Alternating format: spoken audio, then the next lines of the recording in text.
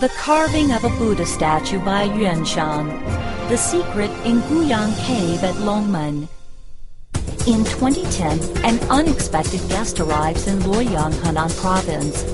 She is the world's most famous archaeologist, Laura. Michael, send location information to me. Okay, just wait. Sending.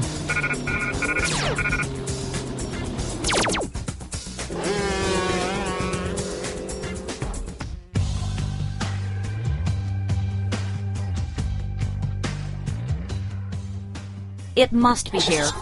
Michael, I'm going to send you this image. Tell me as much information as you can about this place. Okay, Laura. Picture information has been sent. Let me explain to you something about the structure inside. The statue of Buddha that you are facing is Sakyamuni, with a Bodhisattva statue on both sides. The walls right and left are separated into upper, middle, and lower parts. On the surface of these walls, elaborate shrines in the same style are carved. The funds for most were provided by members of the royal family. They were probably in the plans when Guyang Cave was dug out of the rock. It's the main part of the inside of the cave. Also, there are various shrines and inscriptions constructed by royalty, nobles, and ordinary people since the North Wei dynasty.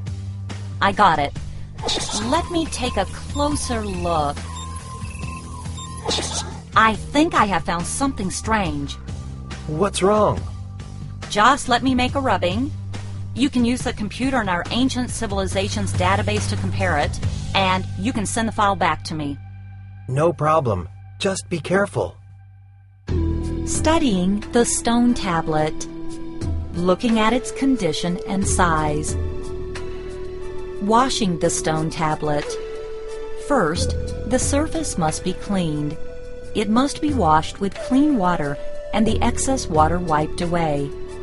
Then, a coat of Baiji water, Japanese orchid water, is applied onto the stele.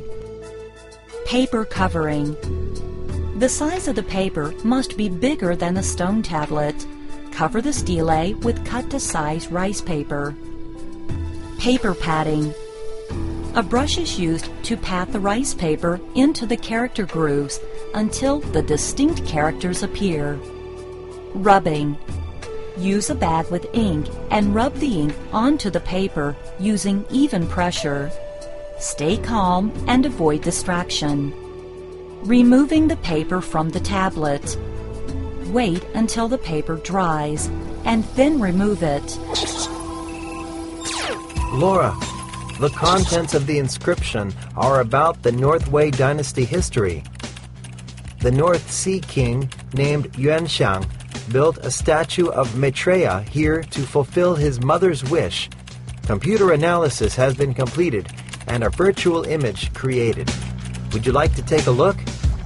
Okay, just send it to me. I'll just let you know the background first. Buddhist culture was widespread in the Northern Wei dynasty. Buddhism was an important religion for people in this era. Many emperors were followers of Buddhism, and members of the royalty actively joined in Buddhist activities, such as construction of grottos, carving images of Buddha, and building of temples. Thus, the Northern Wei dynasty was an important era for Buddhist culture in Chinese history. The famous Yonggan grottos and Longmen grottos were all dug out in this period. So, does it have anything to do with the contents in this inscription? Just be patient.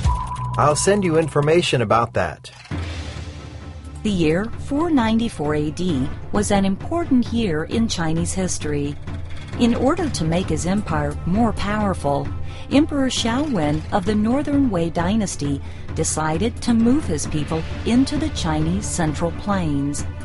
By mobilizing all the manpower of his country, he moved his capital from Pingcheng in Datong, which had been the capital for hundreds of years, to Luoyang in Henan. But not everyone wanted to stay in the south. So, the emperor cleverly adopted some policies to assuage the homesickness of some of his people. For example, after moving his capital to Luoyang, he forbade his people from being buried in the north. The dead had to be buried in Henan so that people would consider it their homeland eventually. Meanwhile, he encouraged the digging of the Longmen grottos next to the Yishui River outside Luoyang City.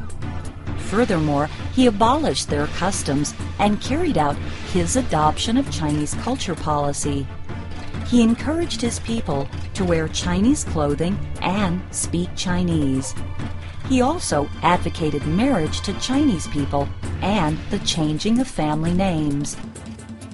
Also, he established official universities and schools for members of the royalty. While his son, Emperor Xuanwu, ascended the throne, he duplicated Yuan-xiang grottos in Datong and carved the Binyang middle and south caves of the Longmen grottos. During the rule of Emperor Xiaoming, Queen Mother Ling built the huge Yongning Temple in Luoyang, which was the greatest Buddhist temple of this era. Construction of these Buddhist caves and temples not only enriched the spiritual life of the Tuoba immigrants, it also eased their homesickness. The Northern Wei dynasty royalty made great efforts to promote Buddhism. Buddhism became not only spiritual nourishment for the people, it functioned to stabilize the feelings of the people as well. Through emphasizing the philosophies of Buddha and the Holy Protector, they tried to persuade people that the emperor was the Buddha. Thus, the people would easily accept and follow the emperor's orders. This method obviously made governing the people easier. As well as being ambitious, Emperor Shaowen knew how to govern. That is for sure. It is not easy to be a ruler. Now I am going to show you the background to this inscription. The capital-moving plan began with military action to suppress the rebellion in the south. In 494 AD, the southern chief Xiaoluan killed his emperor and made himself king. Using this chance, Emperor Xiaowen led his army south.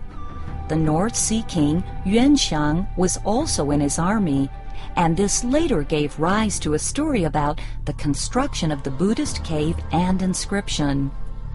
The inscription states, on December 24th, in the 18th year of Taihe, Emperor Xiaowen personally led his army south to suppress Xiaoluan's rebellion. The army marched from Luoyang, and the soldiers said goodbye to their families in the pass near Luoshui River. Before departure, Yuan-xiang's mother urged him again and again to be careful. On her way home, Yuan-xiang's mother, Gao Jiaofang, saw the Guyang cave being dug out. Then she pledged to carve a statue of Maitreya if her son returned safely. In the end, Yuan-xiang came home safely, answering her prayers. In return for the granting of her prayers, they began to build this Buddhist statue. It took 4 years and finally was finished on September 23rd, the 22nd year of Taihe.